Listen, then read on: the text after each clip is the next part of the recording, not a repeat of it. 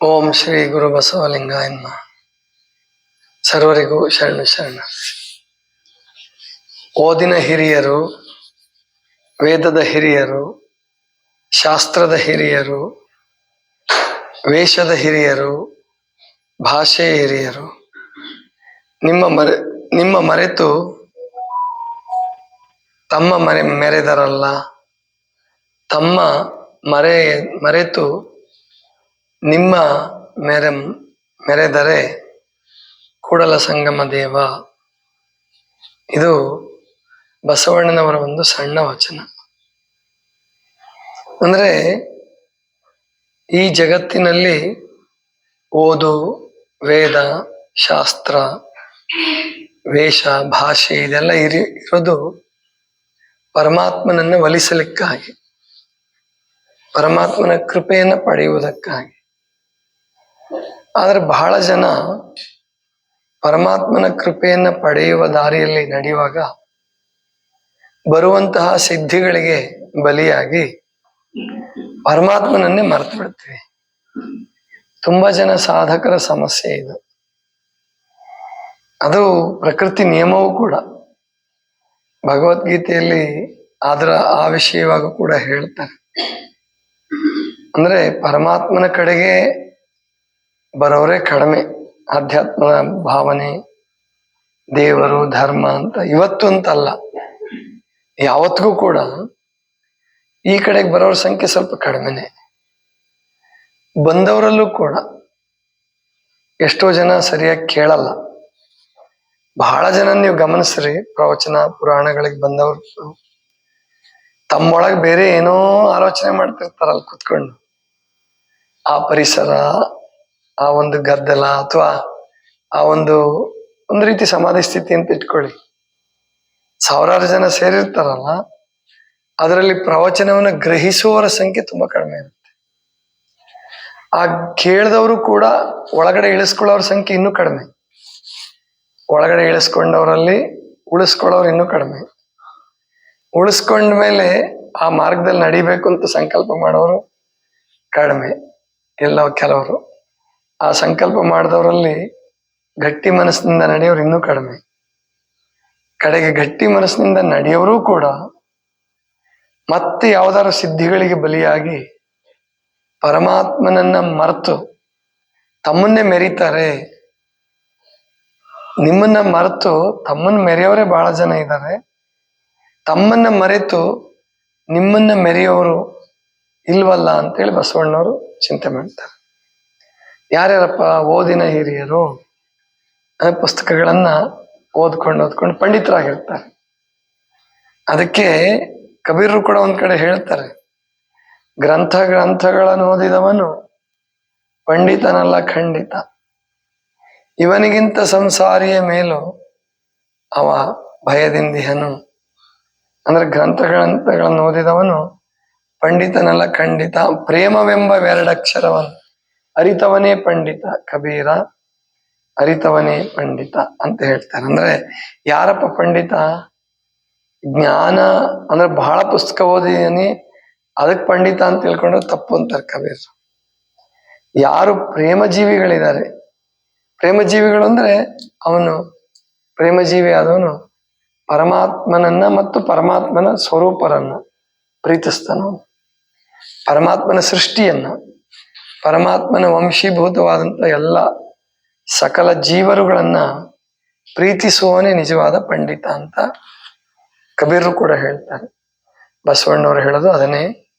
ನಿಮ್ಮನ್ನ ಮೆರೆಯೋದು ಅಂದ್ರೆ ಅರ್ಥ ಅಂದ್ರೆ ಪರಮಾತ್ಮನನ್ನ ಮೆರೆಯೋದು ಅಂದ್ರೆ ಪರಮಾತ್ಮನ ಹಾಡಿ ಹೊಗಳಿ ಅವನ ಮೂರ್ತಿ ಮಾಡಿ ಆ ರೀತಿ ಅಲ್ಲ.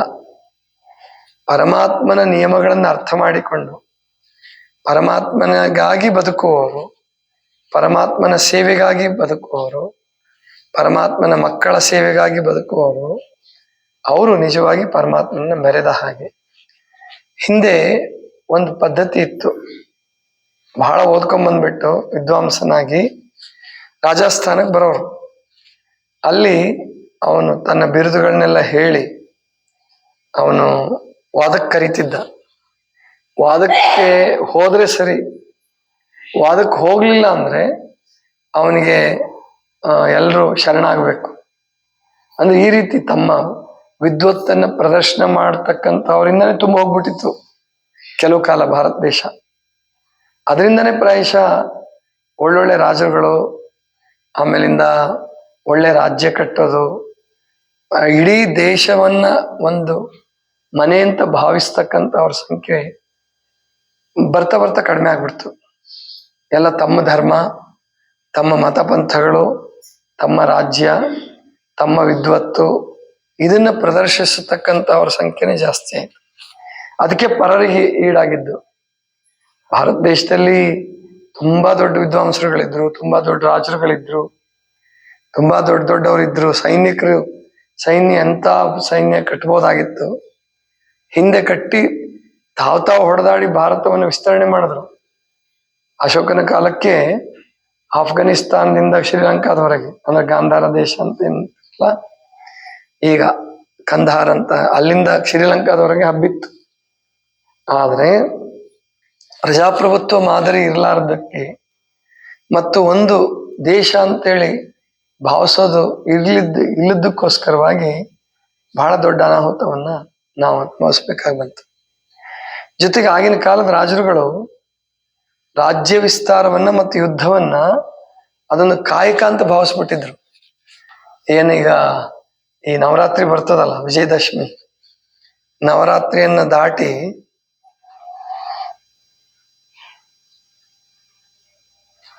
ವಿಜಯದಶಮಿ ದಿವಸ ಹೊರಡೋದು. ಯಾರು ಪರಾಕ್ರಮ ಇರ್ತಾನೋ ಅವನು ಬಾಕಿಯವರನ್ನು ಸೋಲಿಸಿ ತನ್ನ ರಾಜ್ಯವನ್ನು ವಿಸ್ತರಣೆ ಮಾಡೋದು. ಅಲ್ಲಿ ಎಷ್ಟೋ ಜನ ಸೈನಿಕರುಗಳು ಸಾಯ್ತಿದ್ರು. ಇಂತಹ ಒಂದು ಕೆಟ್ಟ ಪದ್ಧತಿ ಇತ್ತು.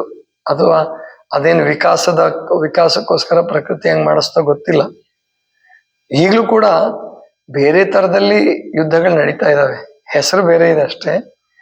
ಆದ್ರೆ ಇದ್ದಿದ್ರಲ್ಲಿ ಭಾರತ ದೇಶ ಏನು ಒಂದು 30 ರಾಜ್ಯಗಳು, ಆಮೇಲಿಂದ ಒಂದು 5-6 ಕೇಂದ್ರಾಡಳಿತ ಪ್ರದೇಶಗಳು, ಆಮೇಲೆ ಕಾಶ್ಮೀರದಿಂದ ಕನ್ಯಾಕುಮಾರಿವರೆಗೆ ಒಂದು ದೇಶ ಅಂತ ತಿಳ್ಕೊಂಡು ಬಾಳ್ತಾ ಬಡವರ ಹಿತವನ್ನ ಪರಿಗಣಿಸೋದು. ಇವಾಗೆಲ್ಲ ದುರ್ಬಲರಿಗೆ ನೆರವಾಗ್ತಕ್ಕಂಥದ್ದು ಸರ್ಕಾರದ ಲಕ್ಷಣ ಆಯ್ತು. ಓಟ್ಗೋಸ್ಕರನಾರ ಮಾಡ್ಲಿ, ಯಾವುದಕ್ಕೋಸ್ಕರನಾರ ಮಾಡ್ಲಿ, ಒಟ್ಟು ಯುದ್ಧವನ್ನೇ ಆಲೋಚನೆ ಮಾಡ್ತಾ ಇದ್ದಂತ ರಾಜ್ಯಗಳು ಅವರು ಬಡವರ ಹಿತವನ್ನ, ನೌಕರರ ಹಿತವನ್ನ, ಮತದಾರರ ಹಿತವನ್ನ ಬಯಸೋಂಗಾಯ್ತು. ಇನ್ನು ವಿದ್ವಾಂಸರುಗಳು ಅವರು ವಿದ್ಯಾರ್ಥಿಗಳ ಹಿತವನ್ನ ನೋಡ್ಬೇಕು. ಅದು ಸ್ವಲ್ಪ ಆಗ್ಬೇಕಾಗಿದೆ ಇನ್ಮೇಲೆ. ಅಮೆರಿಕಾದಲ್ಲಿ ಆ ಸಿಸ್ಟಮ್ ಬಂದಿದೆ. ಅಲ್ಲಿ ಸ್ವತಂತ್ರ ಕೊಟ್ಬಿಡ್ತಾರೆ ಪ್ರೊಫೆಸರ್ಗಳಿಗೆ. ದೊಡ್ಡ ದೊಡ್ಡ ಹೈಯರ್ ಎಜುಕೇಶನ್ ಅಲ್ಲಿ ತುಂಬಾ ಒಳ್ಳೆ ಪದ್ಧತಿ ಇದೆ ಅಲ್ಲಿ ಅಂತ ಕೇಳಿದೀವಿ. ನಮ್ಮಲ್ಲಿ ಇವಾಗ ಆ ಹೈಯರ್ ಎಜುಕೇಶನ್ ಅಷ್ಟು ಚೆನ್ನಾಗಿಲ್ಲ. ಯಾರು ಸ್ವಾಭಾವಿಕವಾಗಿ ಬುದ್ಧಿವಂತರಾಗಿರ್ತಾರೋ, ಅವರು ಪ್ರಯತ್ನವಾದಿಗಳಾಗಿರ್ತಾರೋ ಅವ್ರ ಮೇಲೆ ಬಂದ್ಬಿಡ್ತಾರೆ. ಬಾಕಿಯವರು ಅನ್ಯಾಯ ಮಾಡ್ತಕ್ಕಂಥದ್ದು ಅಥವಾ ಹಣ ಕೊಟ್ಟು ಸರ್ಟಿಫಿಕೇಟ್ ತಗೊಳ್ಳೋವಂಥದ್ದು ಇದೆಲ್ಲ ನಿಂತು ಗುರು ಶಿಷ್ಯನ ಹಿತವನ್ನ, ವಿದ್ಯಾರ್ಥಿಗಳ ಹಿತವನ್ನ ನೋಡೋ ಹಾಗಾಗ್ಬೇಕು. ಹಾಗೇನೆ ವಿದ್ವಾಂಸರು ದೇಶವನ್ನ ಕಟ್ಟುವ ನಿಟ್ಟಿನಲ್ಲಿ, ಸಮಾಜವನ್ನ ನಿರ್ಮಿಸುವ, ಪರಿಸರ ಕಾಳಜಿ ಮಾಡ್ತಕ್ಕಂತಹ ಅದು ಪ್ರಾರಂಭ ಆಗ್ಬೇಕು. ಸ್ವಾಮೀಜಿಗಳು ಭಕ್ತರ ಹಿತವನ್ನು ಬಯಸ್ತಕ್ಕಂಥದ್ದು. ಕೇವಲ ತಮ್ಮ ಮಠದ ಹಿತ, ತಮ್ಮ ಹಿತ ಅದರಲ್ಲಿ ಇದ್ದೇ ಇರುತ್ತೆ. ಭಕ್ತರ ಹಿತವನ್ನ ಸ್ವಾಮಿಗಳು ಬಯಸಿದರೆ ಭಕ್ತರು ಮಠದ ಹಿತವನ್ನ, ಸ್ವಾಮಿಗಳ ಹಿತ ಬಯಸ್ತಾರೆ. ಹೀಗೆ ಎಲ್ಲರೂ ಪರಸ್ಪರರ ಹಿತವನ್ನ ಬಯಸುವಂತಹ ಕಾಲ ಬಂದ್ರೆ ಅಲ್ಲಿ ಬಸವಣ್ಣವರ ಏನು ಆಶಯ ಇತ್ತು ಅಂದ್ರೆ ನಿಮ್ಮನ್ನ ಮೆರಿಬೇಕು. ಪರಮಾತ್ಮನ ಮೆರೆಯೋದು ಅಂದ್ರೆ ಪರಮಾತ್ಮನ ನಾಮ ಸಂಕೀರ್ತನೆ ಮಾಡೋದಲ್ಲ, ಸಹಸ್ರನಾಮ ಹೇಳೋದಲ್ಲ, ಸ್ತೋತ್ರ ಪಠಿಸೋದಲ್ಲ. ಅವನ ನಿಯಮಗಳನ್ನು ಅರ್ಥ ಮಾಡಿಕೊಂಡು ಅವನ ಸೃಷ್ಟಿಯನ್ನ ಸುಂದರಗೊಳಿಸೋದಕ್ಕೆ, ಅಚ್ಚುಕಟ್ಟುಗೊಳಿಸೋದಕ್ಕೆ, ವ್ಯವಸ್ಥಿತಗೊಳಿಸೋದಕ್ಕೆ ನೀವೆಲ್ಲ ಪ್ರಯತ್ನ ಮಾಡಬೇಕು. ಕೇವಲ ಓದಿನ ಹಿರಿಯರು, ವೇದದ ಹಿರಿಯರು, ಶಾಸ್ತ್ರದ ಹಿರಿಯರು, ವೇಷ ಭಾಷೆ ಹಿರಿಯರಾದ್ರೆ ಪ್ರಯೋಜನ ಇಲ್ಲ. ಅದರಿಂದ ಸ್ವಲ್ಪ ದಿವಸ ಮಜಾ ಅನ್ನಿಸ್ಬಹುದು, ಹಣ ಜಾಸ್ತಿ ಬರ್ಬೋದು. ಆಮೇಲೆ ಅದ್ರ ತಕ್ಕ ಹಾಗೆ ರೋಗಗಳು ಬಂದ್ಬಿಟ್ಟು ಅವನ ಜೀವನ ಅಂತ್ಯ ಆಗ್ಬಿಡುತ್ತೆ. ರೋಗದಲ್ಲಿ ಸಾಯೋದು ಅದು ಅಪಮಾನಕರ. ಯಾರೇ ಒಬ್ಬ ವಿದ್ವಾಂಸನಿಗೆ ಒಬ್ಬ ಸ್ವಾಮೀಜಿಗೆ, ಒಬ್ಬ ಪಂಡಿತನಿಗೆ, ಒಬ್ಬ ಗುರುವಿಗೆ, ಒಬ್ಬ ಟೀಚರ್ಗೆ, ಒಬ್ಬ ಮಂತ್ರಿಗೆ ಅವನ್ ರೋಗದಿಂದ ಸತ್ತ ಅಂದ್ರೆ ಅದು ಶೇಮ್. ರೋಗ ಇಲ್ಲದೆ ಸೇವೆ ಮಾಡ್ತಾ ಮಾಡ್ತಾ ಸಾಯೋದಿದೆಯಲ್ಲ ದೊಡ್ಡವರಿಗೆ, ಅದೇ ಭೂಷಣ. ಇದಿಷ್ಟು ಇವತ್ತಿನ ಚಿಂತನ. ಸರ್ವರಿಗೂ ಶರಣ ಶರಣ.